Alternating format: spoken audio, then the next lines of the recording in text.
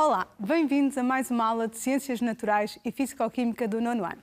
Eu sou a professora Maria João Lima e hoje vou falar-vos de hereditariedade heterossómica ou também conhecida como hereditariedade ligada ao sexo. E face a isso, o sumário de hoje será hereditariedade heterossómica humana ligada ao cromossoma X e ligada ao cromossoma Y. Já sabem que iniciamos sempre a nossa aula pela resolução do desafio da aula anterior, em que vos foi proposto e questionado o porquê do daltonismo afetar essencialmente, preferencialmente, os indivíduos do sexo masculino. Se bem estão lembrados, na última aula falámos de algumas características hereditárias ligadas aos autossomas e verificámos que têm igual prevalência, ocorrência, em ambos os indivíduos, independentemente do sexo. Da forma como está exposta a questão problema e o desafio, será de supor que o daltonismo, tendo uma prevalência maioritária em indivíduos do sexo masculino, localizar-se-á o alelo que codifica esta característica estará relacionado com os cromossomas distintos dos indivíduos, ou seja, o cromossoma sexual. Podemos então assim afirmar, como resposta ao nosso problema, que o daltonismo é uma característica hereditária ligada aos cromossomas sexuais. Quando vos apresentei o desafio, coloquei também estas duas imagens, que são nada mais do que um teste muito prático de diagnóstico do daltonismo, em que, através destes círculos, são representados algarismos, os quais são desenhados através de pontos de diferentes cores. Se conseguirmos identificar os números ali presentes, é sinal de que não somos daltónicos. Se conseguirem identificar no primeiro círculo o número 7 e no segundo o número 13, será sinal de que o daltonismo não será uma característica presente em vós. No entanto, convém sempre, mesmo que não o consigam identificar, convém sempre socorrerem-se de uma consulta de optometria.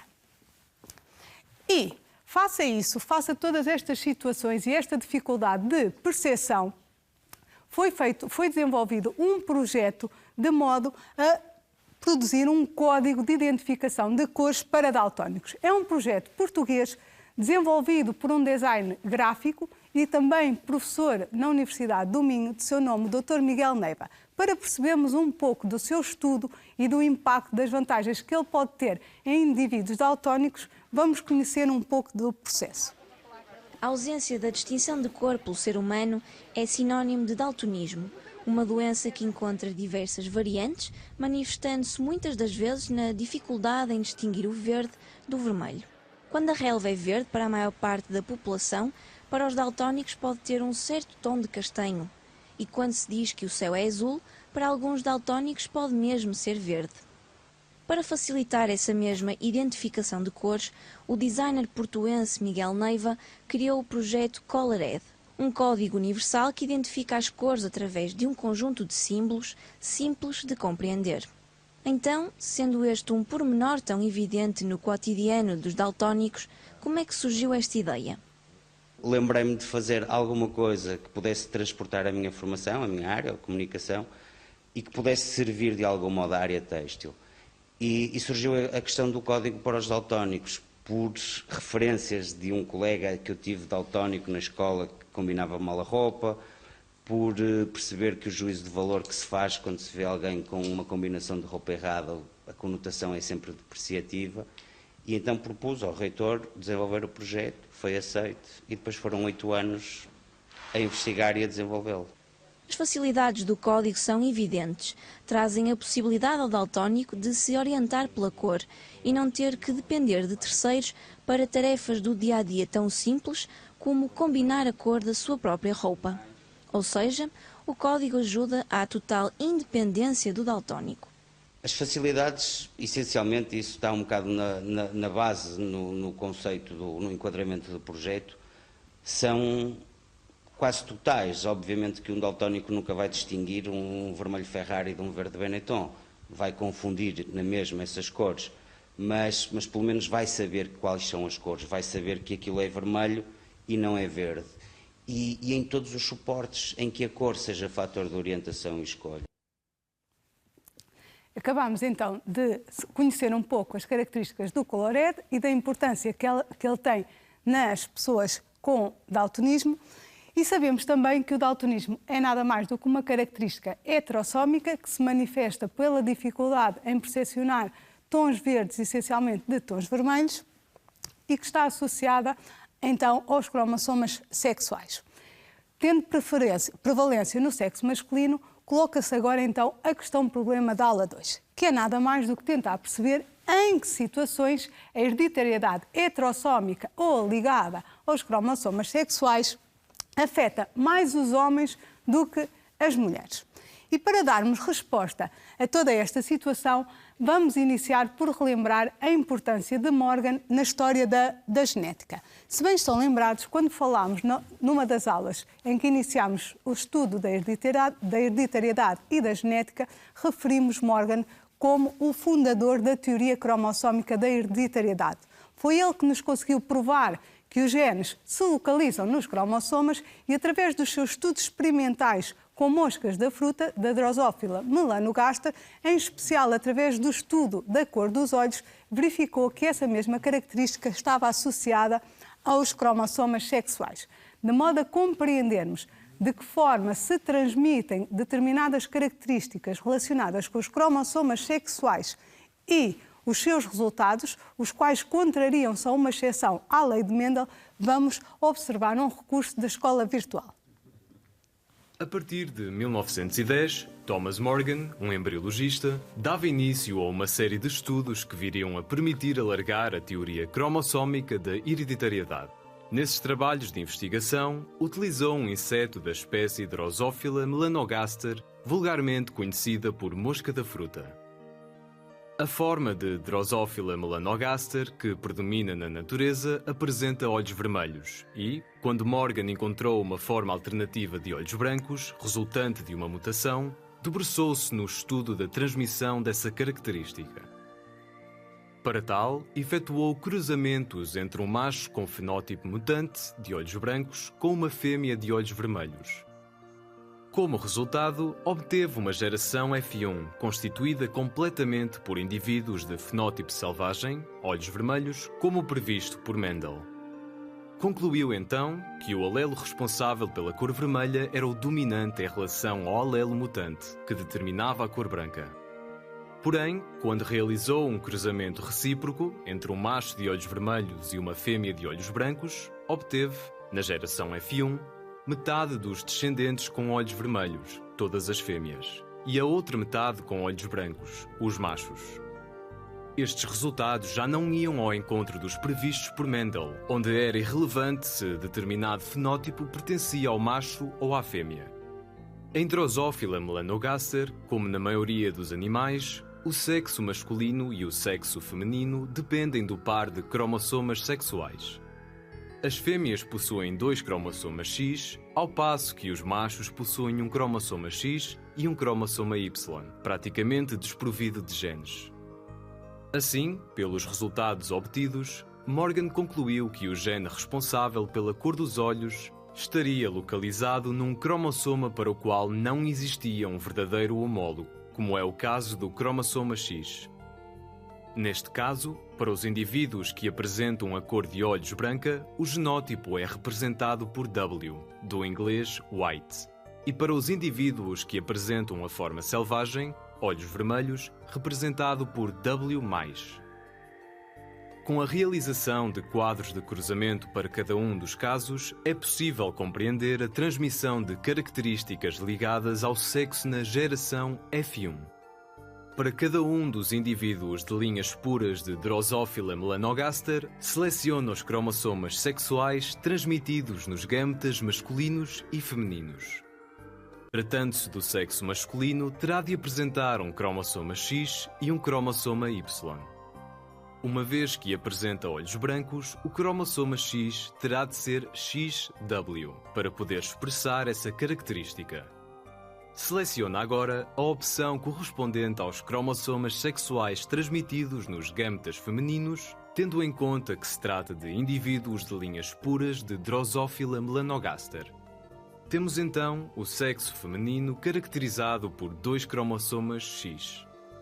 Sendo um indivíduo de linha pura e com olhos vermelhos, terá de ser homozigótico, ou seja, terá de possuir ambos os cromossomas da forma X, W+. Deste modo, é possível completar a tabela contendo todas as combinações genotípicas possíveis para a geração F1, determinando assim a percentagem prevista para cada um dos fenótipos possíveis. Seleciona a opção correta correspondente à percentagem de indivíduos de olhos vermelhos e de olhos brancos na geração F1.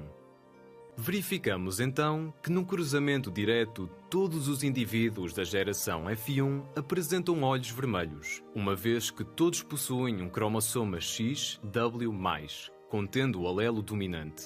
Destes indivíduos, 50% são fêmeas e 50% são machos. Procederemos agora ao cruzamento recíproco, utilizando um macho com olhos vermelhos e uma fêmea de olhos brancos, de modo a interpretar o quadro de cruzamento para percebermos as diferenças em relação ao cruzamento direto. Seleciona a opção correspondente aos cromossomas sexuais transmitidos nos gâmetas masculinos, tendo em conta que se trata de indivíduos de linhas puras de Drosophila melanogaster. Neste caso, temos um macho de olhos vermelhos, logo, o cromossoma X terá de ser XW+, para poder expressar essa característica. Seleciona agora a opção correspondente aos cromossomas sexuais transmitidos nos gâmetas femininos, tendo em conta que se trata de indivíduos de linhas puras de Drosophila melanogaster. Tratando-se de uma fêmea com olhos brancos, terá de possuir ambos os cromossomas da forma XW para poder expressar essa característica. Podemos assim completar a tabela contendo todas as combinações genotípicas possíveis para a geração F1 e, uma vez mais, determinar a percentagem prevista para cada um dos fenótipos. Seleciona a opção correta correspondente à percentagem de indivíduos de olhos vermelhos e de olhos brancos na geração F1. Verificamos então na geração F1 resultados diferentes dos do cruzamento direto. Neste caso, 50% dos indivíduos apresentam olhos vermelhos, correspondendo a todas as fêmeas, uma vez que possuem um cromossoma XW+, e os restantes 50%, todos os machos, apresentam olhos brancos, já que o cromossoma presente é o que possui o alelo de forma mutante XW. Estes resultados demonstram como é que as características hereditárias ligadas ao sexo, ou seja, dependentes de genes localizados no cromossoma X, ocorrem.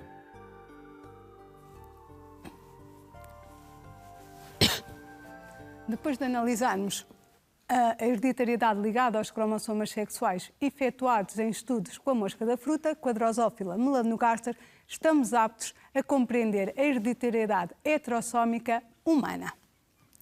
Mas antes de entrarmos na característica de algumas transmissões, vamos antes compreender a diferença entre o cromossoma X e o cromossoma Y. Se bem estão recordados, quando falámos do cariótipo humano, percebemos que o nosso cariótipo é nada mais do que um mapeamento dos cromossomas, sendo nós constituídos por 46 cromossomas, 23 pares de homólogos, sendo o par 23 de cromossomas homólogos o denominado par sexual ou heterossoma. Se atendermos agora a esta imagem simplificada, conseguimos perceber que há diferenças quer no tamanho, quer na própria estrutura do cromossoma X e do cromossoma Y. Quando falamos de hereditariedade ligada ao sexo, importa-nos apenas compreender todas as características que estão localizadas nos genes presentes na região não homóloga entre X e Y. O que quer dizer que qualquer hereditariedade ligada ao X terá que ser uma característica que esteja presente na região, um gene na região X que não tenha homologia com o cromossoma Y e vice-versa, ou seja, uma hereditariedade ligada ao Y terá que ser obrigatoriamente uma característica que esteja afeta à região Y que não tenha homologia com o cromossoma X. Da mesma forma, face à diferença de tamanho, também conseguimos perceber que, sendo o X de maior tamanho do que o Y, por norma, terá uma maior probabilidade de ter algumas características hereditárias ligadas à transmissão sexual, pelo facto de apresentar um maior número de genes. E vamos então agora começar por compreender a hereditariedade ligada ao cromossoma X. Quando falamos em hereditariedade ligada ao cromossoma X, falamos em algumas características dominantes e noutras recessivas. Vamos começar por estudar quais as características associadas a uma característica, desculpem a redundância, dominante. Neste caso, há maior probabilidade de incidência no sexo feminino. E para compreendermos, vamos agora analisar os diferentes genótipos, tendo em conta a informação do fenótipo. Vamos considerar a azul os indivíduos que não expressam a característica em estudo e a vermelho os indivíduos que expressam a característica em estudo. Se analisarmos e se lermos todos os genótipos aqui representados, conseguimos perceber que uma mulher homozigótica dominante, representada ali por XN maiúsculo, ou uma mulher heterozigótica, representada por XN maiúsculo, XN minúsculo, expressam a característica em estudo. Ou seja, no caso de indivíduos do sexo feminino, só não manifestará a característica em estudo se for homozigótica recessiva. XN minúsculo, XN minúsculo. Referir ainda, fazer aqui só um ponto da situação, quando observamos o vídeo, conseguimos compreender uma diferença na identificação dos alelos, quer seja uma característica autossómica, quer seja heterossómica. Sempre que analisamos hereditariedade heterossómica, devemos sempre definir qual o cromossoma a que está associado o alelo em estudo. Pelo que, como podem verificar, representamos sempre o X e depois, acima da linha, representamos o alelo. Aqui identificamos por letra N, mas poderia ser uma outra. Relativamente aos indivíduos do sexo masculino, verificamos que se estamos a estudar a característica dominante e como não tem homologia com o X, se for XN maiúsculo Y expressa a característica, se for N minúsculo Y não a expressa. Se fizermos contas, temos 3 genótipos para os indivíduos do sexo feminino e desses 3, 2 expressam a característica. Comparativamente, indivíduos do sexo feminino, para 2 genótipos, temos apenas um fenótipo que a expressa. Logo, ela predomina no sexo feminino. Relativamente, se estudarmos uma característica recessiva, ela terá maior probabilidade no sexo masculino, o que é fácil de perceber. Agora, neste caso, continuam referenciadas a vermelho os indivíduos que expressam a característica em estudo. E conseguimos perceber que as mulheres só expressam uma característica recessiva se apresentarem os 2 alelos recessivos, ou seja, só o conseguem manifestar em caso de homozigotia recessiva. Logo, para 3 genótipos, só um deles é que expressa a característica. No caso dos indivíduos do sexo masculino, como não têm homologia com o X, basta terem um alelo recessivo para o expressarem, pois não têm o outro correspondente que o pode ocultar. Sendo assim, esta característica é predominante nos indivíduos do sexo masculino. E de forma a percebermos se conseguiram compreender as diferenças entre uma característica dominante ou recessiva ligada aos cromossomas sexuais, e neste caso estamos a falar do cromossoma X, coloco-vos a questão: o daltonismo será uma característica dominante ou recessiva? Já sabemos que para darmos resposta temos sempre que interpretar as árvores genealógicas. Temos aqui representadas 3 gerações e devemos sempre começar pelos nossos indivíduos daltónicos. Os homens, se focarmos a nossa atenção no indivíduo 4 da 2ª geração ou no indivíduo 2 da 3ª geração, verificamos, estando a estudar uma característica ligada ao cromossoma X, então, para o 4 e o 2 serem daltónicos, tiveram que herdar a característica do X vinda da mãe, uma vez que o pai transmite o Y. Se a mãe de ambos é portadora, o que significa que ela transmite a característica, mas não a expressa. Logo, o daltonismo terá que ser uma característica recessiva. E para percebermos esta mesma compreensão, vamos tentar identificar os genótipos de todos os indivíduos. Começamos sempre por identificar os indivíduos daltónicos. Já sabemos que os homens têm o Y e, para expressarem o daltonismo, têm que ter o alelo que determina o daltonismo, que é representado por X D minúsculo. Depois passaremos para os indivíduos portadores. Para as mulheres, têm que conter também esse alelo, mas não o expressam, logo terão que ter conjuntamente o alelo que determina o não daltonismo, ou seja, o X D maiúsculo. E por último, vamos nos focar nos homens e mulheres não daltónicas, começando pelos homens que contêm o alelo do X que não determina o não daltonismo e o Y, e depois as mulheres não sendo daltónicas e também sendo não daltónicas e não sendo portadoras, têm que ter obrigatoriamente os dois alelos que determinam o não daltonismo. Têm que ter uma visão normal, pelo que são ambas homozigóticas dominantes, neste caso. Agora, qual a probabilidade do casal 1 e 2 vir a ter filhos daltónicos? Vamos relembrar mais uma vez o xadrez mendeliano. A mulher é portadora, logo, aqui pode transmitir um gâmeta XD maiúsculo e outro XD minúsculo. O homem é não daltónico, pode transmitir o alelo com informação para o não daltonismo ou o Y. Fazendo o cruzamento de dupla entrada, obtemos as combinações XD maiúsculo, XD maiúsculo, XD maiúsculo, XD minúsculo, XD maiúsculo, Y, XD minúsculo, Y, interpretando os resultados em termos de genótipo e de fenótipo. Podemos afirmar que temos então 25% de XD maiúsculo, XD maiúsculo, logo uma mulher não daltónica, 25% de XD maiúsculo, XD minúsculo, uma mulher portadora, 25% de XD maiúsculo, Y, um homem não daltónico e 25% de XD minúsculo, Y, homem daltónico. Logo, a resposta ao nosso problema, a probabilidade deste casal vir a ter filhos daltónicos é de 25%. Sistematizando, nestas situações de características heterossómicas ligadas ao cromossoma X, e sendo este o alelo recessivo, podemos nos focar em dois critérios. Entre um homem não daltónico e uma mulher portadora, só os filhos rapazes poderão ser afetados.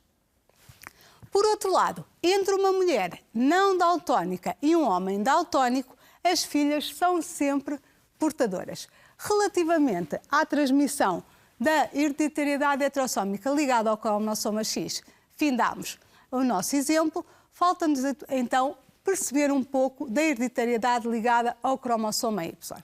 O cromossoma Y, como o próprio nome indica, terá que ser herdado sempre por indivíduos do sexo masculino, pois são os únicos que apresentam na sua constituição o par XY. As mulheres apresentam XX. Assim sendo, é fácil perceber que qualquer característica ligada ao cromossoma Y só pode afetar indivíduos do sexo masculino. Um dos exemplos ligado a esta transmissão hereditária é a hipertricose auricular, que se manifesta nada mais pelo aparecimento de pelos longos e abundantes nas orelhas. Se nós observarmos como ali representado na imagem. Então, um homem com hipertricose auricular, se observarmos na árvore, manifesta esta característica e obrigatoriamente vai transmiti-la a todos os seus descendentes filhos. O mesmo sucede na segunda geração. O homem que apresenta hipertricose auricular tem 2 filhos do sexo masculino, manifestando ambos essa mesma doença. Como nesta situação só existe um alelo, uma vez que só existe um Y, ele representa sempre pela letra, podemos associar sempre com inicial maiúscula, em que representamos a hipertricose auricular por YH e um homem sem hipertricose auricular apenas por H, uma vez que não contém esta característica. Fazendo, então, os genótipos. Os indivíduos com hipertricose auricular são representados por X, Y, H maiúsculo, todos eles, e os restantes, uma vez que não têm alelo correspondente, representa-se apenas o seu par sexual. No caso das mulheres, por XX, no caso dos homens, por XY.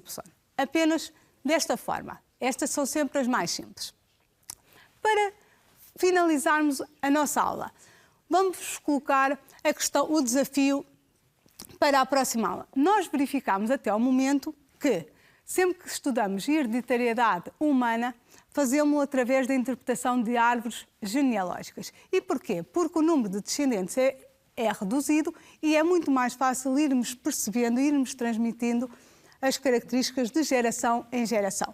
Também percebemos que a transmissão de características hereditárias humanas são resultado da reprodução sexuada, em que já estudamos que uma das fontes de variabilidade genética é a fecundação.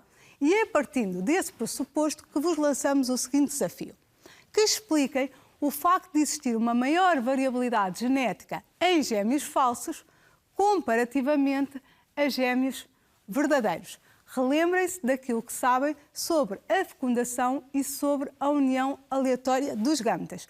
Percebam em que situações há formação de gêmeos verdadeiros e gêmeos falsos e torna-se extremamente fácil darem resposta a este desafio.